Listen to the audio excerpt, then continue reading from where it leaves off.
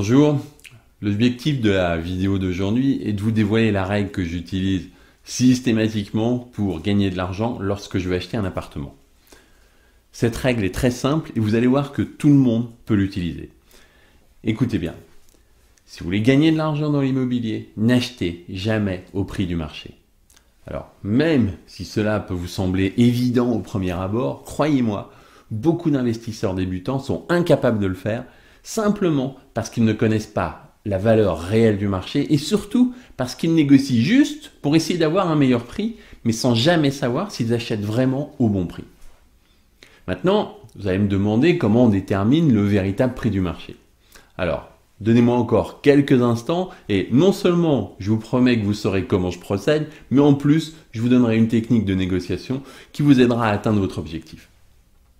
Pour déterminer le prix réel du marché, voici comment je procède. Tout d'abord, je relève les prix affichés par les agences. Jamais celles des particuliers car ils ont tendance à surestimer le prix de leur appartement ou de leur maison.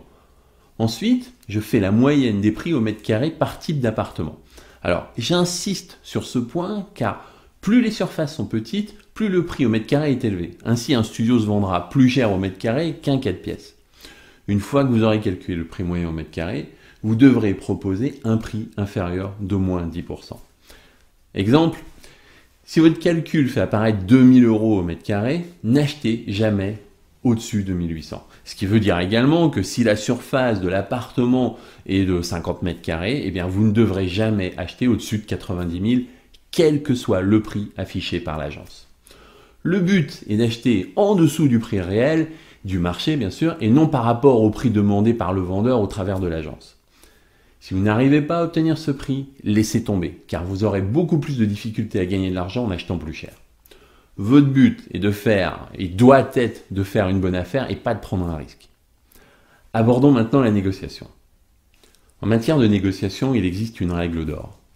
Vous ne devez jamais formuler la première offre, c'est-à-dire que vous devez pousser le vendeur à vous donner un autre prix, ou en tout cas vous donner une information sur la possibilité qu'il y a de négocier.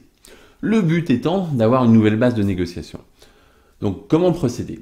Si vous passez par une agence immobilière, généralement elle connaît la marge de manœuvre du vendeur. Donc demandez-lui directement combien il est possible d'obtenir. Et si l'agence vous annonce 5%, vous savez déjà qu'il est possible de négocier. Ensuite, il vous restera à faire votre proposition.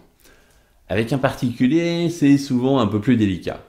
Montrez votre intérêt pour son appartement et demandez-lui s'il peut faire un effort. Si vous le demande de faire une proposition, déjà vous savez qu'il est ouvert à la négociation.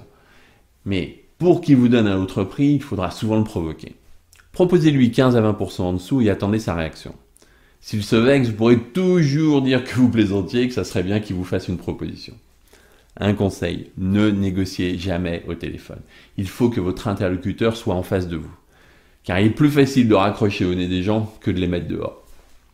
Voilà, je vous ai donné quelques astuces et quelques stratégies que j'utilise pour acheter au meilleur prix. Maintenant, c'est à vous d'en faire bon usage. À très bientôt.